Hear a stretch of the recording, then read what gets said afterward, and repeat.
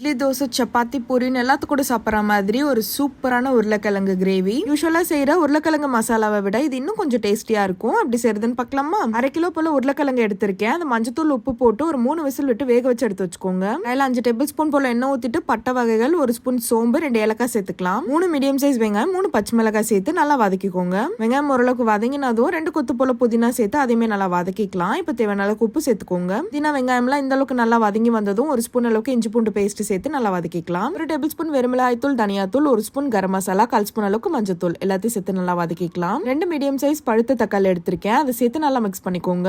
வெங்காயம் தக்காளி எல்லாமே நல்லா வதங்கி வந்து இந்த மாதிரி தொக்கு பதம் வரும். அந்த டைம்ல நம்ம வேக வச்சிருந்த உருளைக்கிழங்கு எல்லாத்தையும் சேர்த்துக்கலாம். மிக்ஸ் பண்ணிட்டு ஒரு நிமிஷம் போல குக் ஆகட்டும். இப்போ 1 கிளாஸ் அளவுக்கு தண்ணி ஊத்திக்கோங்க. உப்பு கரெக்டா இருக்கான்னு செக் பண்ணிட்டு லோ ஃபிளேம்ல வச்சுக்கோங்க. க்ளோஸ் பண்ணிட்டு ஒரு 5 நிமிஷம் நல்லா குக் பண்ணிட்டு மேல கொத்தமல்லி எல்லாம் போட்டு இறக்குனீங்கன்னா சூப்பரான உருளைக்கிழங்கு கிரேவி ரெடி. நல்லா சாஃப்டா ஒரு 3 சப்பாத்தி மேல நெய் போட்டு எடுத்து வச்சுட்டு சுட சுட இந்த கிரேவி வச்சு சாப்பிட்டீங்கன்னா வேற லெவல்ல இருக்கும். ஸோ கண்டிப்பா ட்ரை பண்ணுங்க. மறக்காம நம்ம சேனலை சப்ஸ்கிரைப் பண்ணிக்கோங்க. பாய்.